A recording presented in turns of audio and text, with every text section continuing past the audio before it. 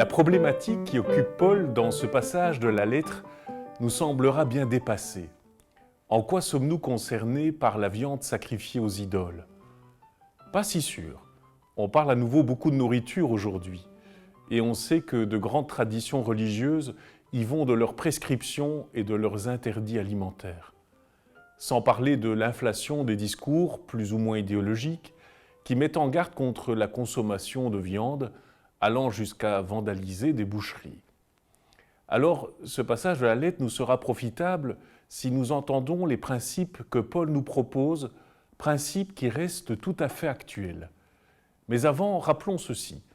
De tout temps, l'être humain est spécialiste dans l'art de se faire des dieux, et tout peut lui faire office d'idole. Paul rappelle donc qu'il n'y a pour nous qu'un seul Dieu, le Père, de qui tout vient et vers qui nous allons, et un seul Seigneur, Jésus-Christ, par qui tout existe et par qui nous sommes.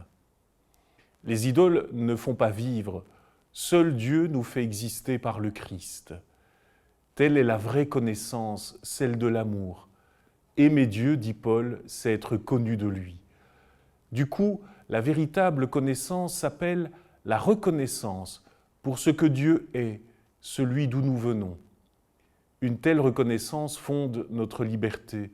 Peu importe les questions de nourriture, comme le dit Paul, ce n'est pas un aliment qui nous rapprochera de Dieu.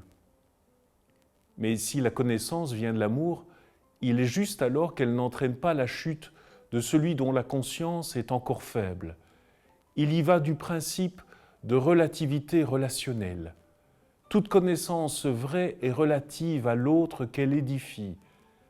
Si ce que tu crois en conscience risque de blesser l'autre, alors abstiens-toi. Il n'y a pas de vérité religieuse plus haute que celle-ci, la vérité de l'amour.